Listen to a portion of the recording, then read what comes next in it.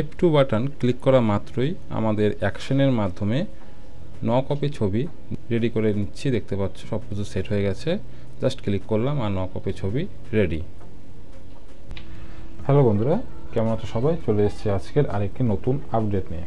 বন্ধুরা, আজকে ফটোশপের মাধ্যমে অ্যাকশন কিভাবে তৈরি করতে হয় সেই বিষয়ের টিউটোরিয়াল নিয়ে চলে এসেছি। অ্যাকশন ফাইলটি তৈরি করার জন্য ডান দিকে দেখতে পারবে লেখা আছে অ্যাকশন। অ্যাকশনের নিচে একটি অপশন আছে ক্রিয়েট নিউ অ্যাকশন। তো এখানে ক্লিক করব। ক্লিক করার পরে ফাইল নেম দিয়ে দেব। ধরো তুমি এখন 6 কপির জন্য একটি অ্যাকশন ফাইল তৈরি করছো, তো আমি এখানে 6 কপি লিখতে পারি।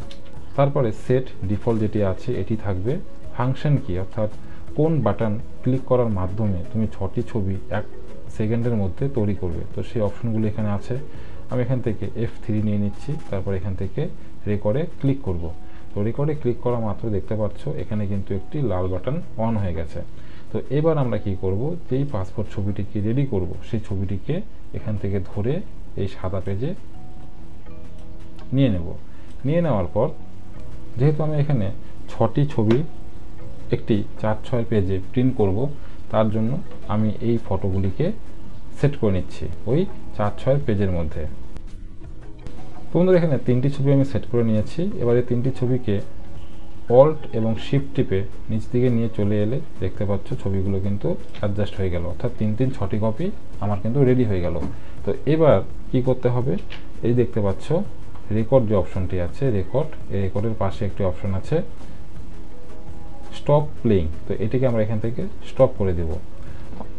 তো বন্ধুরা, আমাদের যে কাজ কিন্তু কমপ্লিট। এবার কি করব, আমরা এই ছবিটিকে প্রিন্ট করে ডেলিভারি দিয়ে দেব।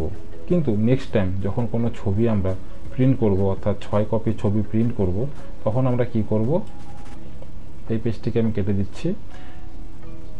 তো সেই ছবিটি আমরা রেডি করে নিব। রেডি করে নেওয়ার পর আমরা এখান থেকে ফাইলে গিয়ে যখন নিউ বাটনে ক্লিক করে 4/6 একটি পেজ নিয়ে নেব।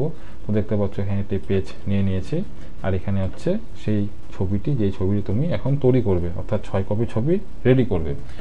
তো সেই ছবিটিকে ধরে নিয়ে আবার এই ঘরে দেবে। এবার দেওয়ার পরে আমরা ফাংশন কি দিয়েছিলাম F3। তো এবার আমরা এখান থেকে F3 বাটন ক্লিক করব। তো দেখতে পাচ্ছ বন্ধুরা, কয়েক সেকেন্ডের মধ্যে কিন্তু আমাদের কাছে এই 6 কপি রেডি হয়ে গেল, অর্থাৎ আমাদের কিন্তু একটি একটি করে ছবি আর সেট করতে হলো না। তো সেই 6 কপি ছবি কিন্তু এখন রেডি আছে।